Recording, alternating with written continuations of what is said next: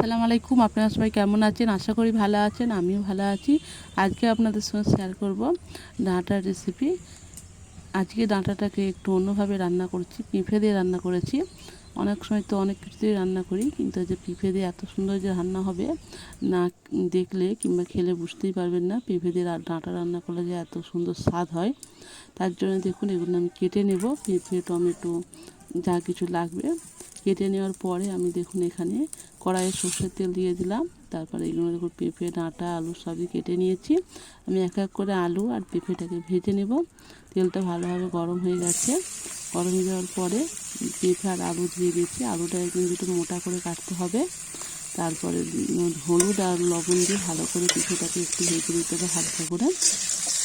দেখুন ভাজাটা ঠিক এরকম হবে। ভাজাটা কিন্তু হয়ে গেছে। ভালো করে নাড়াচাড়া করে উল্টে পাল্টে আঁচটা মিডিয়াম থেকে হাই রেখে ভেজে নিতে হবে, নাহলে সেদ্ধ হয়ে যাবে আলু।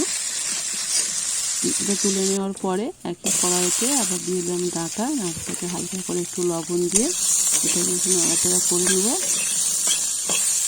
এই ডাঁটাটাকে কিন্তু এইভাবে ভেজে নিতে হবে। দেখুন দেখতেই পাচ্ছেন কীরকম ভেজেছি। এখন শুকনো একটু অল্প তেলে 1 চামচ তেলে ভেজে নিয়েছি। তারপর আবার একটু তেল দিয়ে এখানে আমি ডাল বড়ি দিয়ে দিচ্ছি। আপনারা চাইলে এখানে যে কোনো পছন্দের বড়ি ব্যবহার করতে পারেন। বড়ি দিলে বেশি কিন্তু খেতে ভালো লাগবে। ভেজে তুলে নেওয়ার পরে আবারও কড়াইতে সরষের তেল দেওয়ার পরে কালো জিরে আর তেজপাতা ফোড়নে দিয়ে দিচ্ছি। একটু নাড়াচাড়া করার পরে এখানে আমি পেঁয়াজ দিয়ে দেবো পরিমাণ মতন। পেঁয়াজটাকে ভালো করে ভেজে নিতে হবে, যতক্ষণ একটা ব্রাউন কালার চলে আসে ততক্ষণ নাড়াচাড়া করে ভেজে নিতে হবে। দেখুন কালারটা কিন্তু আমার একটু চেঞ্জ হয়ে গেছে। তারপর এখানে দিয়ে দেবো আদা রসুন বাটা। আদা রসুন বাটা দিয়ে আবার নাড়াচাড়া করে পেঁয়াজ আদা রসুন বাটা 1 মিনিট মতো নাড়াচাড়া করে নেব। তারপর দিয়ে দিচ্ছি ক্যাপসিকাম, তারপর টমেটো দেবো। ক্যাপসিকামটা আপনাদের যদি অপশনাল, কিন্তু ক্যাপসিকাম দিলে কিন্তু টেস্টটা আরও সুন্দর আসে খেতে। হাতে করে থাকলে দেবেন, না থাকলে না দেবেন। টমেটো ক্যাপসিকাম আবারও ভালো করে ভেজে নিতে হবে। 2 মিনিটের মতো নাড়াচাড়া করার পরে এখানে মশলা ভালো করে নাড়াচাড়া করে দিয়েছি। দেখতেই পাচ্ছেন টমেটোটা দিয়ে নরম হয়ে গেছে। এবার মশলা দিয়েছি লবণ স্বাদ অনুসারে, হলুদ গুঁড়ো লঙ্কা গুঁড়ো পরিমাণ মতন দিয়ে ভালো করে পানি ছাড়াই কিন্তু কষিয়ে নেব। আমি এখানে আর এক্সট্রা এখন পানি দেবো না। এই ভালো করে নাড়াচাড়া করে কষাতে থাকবো, অল্প নাড়াচাড়া করতে থাকবো। দেখুন এক পর্যায়ে টমেটোটা কিন্তু গলে গেছে। এরকম ঠিক যখন গলে আসবে তখন এবার ভেজে রাখা পেঁপে আর আলু দিয়ে দিতে হবে। পেঁপে আলুটাকে ভালো করে আবারও কষিয়ে নিতে হবে মশলার সঙ্গে, যাতে মশলা আর পেঁপে আলু একার সঙ্গে মিশে যায়। সেরকমভাবে অনবরত নাড়াচাড়া করে কষিয়ে নেব কিছুক্ষণ।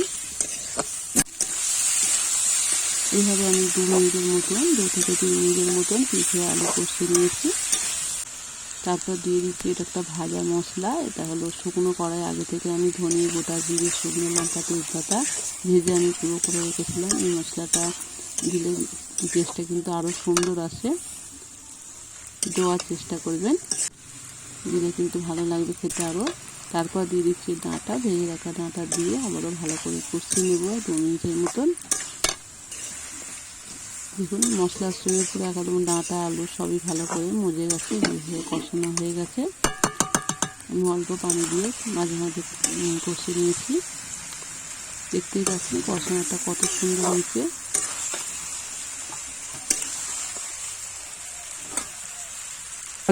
ভালো করে কষে নেওয়ার পরে তারপর দিয়ে দিচ্ছি আমি পানি। এখানে কিন্তু আমি গরম পানি দিয়েছি। গরম পানিটা দেওয়ার চেষ্টা করবেন। ভালো করে দিয়ে আমি এবার ঢাকনা দিয়ে দেবো। আলু আর ডাঁটা সেদ্ধ হয়ে যাওয়ার পরে আমি ফিরে আসছি। ঝোলটা কিন্তু গায়ে গায়ে থাকবে, একদম খুব বেশি ঝোলটা হবে না কিন্তু। দেখুন আলু আর ডাঁটা সবই আমার সেদ্ধ হয়ে গেছে, ঝোলটা কিন্তু আর একটু কমে গেছে। এই পর্যায়ে দিয়ে দিচ্ছি বড়ি, ভেজে রাখা ডালের বড়িটা দিয়ে দিলাম। দিয়ে ভালো করে নাড়াচাড়া করে আবারও ঢাকনা দিয়ে দেবো 2 থেকে 3 মিনিটের মতন, যাতে বড়িটাও একটু সেদ্ধ হয়ে যায়, ভেঙে যায়। ঢাকনা দিয়ে দিচ্ছি। আঁচটা কিন্তু এই পর্যায়ে পুরো একদম লো থেকে মিডিয়াম আঁচে থাকবে। বড়িও সেদ্ধ হয়ে গেছে প্রায়।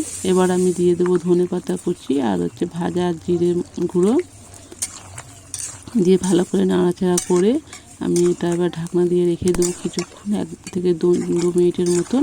তারপর কিন্তু আমি একটা জায়গায় ঢেলে নেব। আমার কিন্তু ডাঁটা দিয়ে পেঁপে আলুর তরকারি রেডি হয়ে গেছে। খুবই কিন্তু খেতে মজা হয়েছে, এতটাই টেস্টি হয়েছে। এই দিয়ে কিন্তু ভাত খাওয়া হয়ে গেছে এক বাসন। দেখতেই পাচ্ছেন কত সুন্দর একটা কালার আসছে। এইভাবে ডাঁটা পেঁপে আলুর তরকারি রান্না করে ফেলতে পারেন। এখানে ভিডিওটা শেষ করছি। সবাই ভালো থাকবেন, সুস্থ থাকবেন।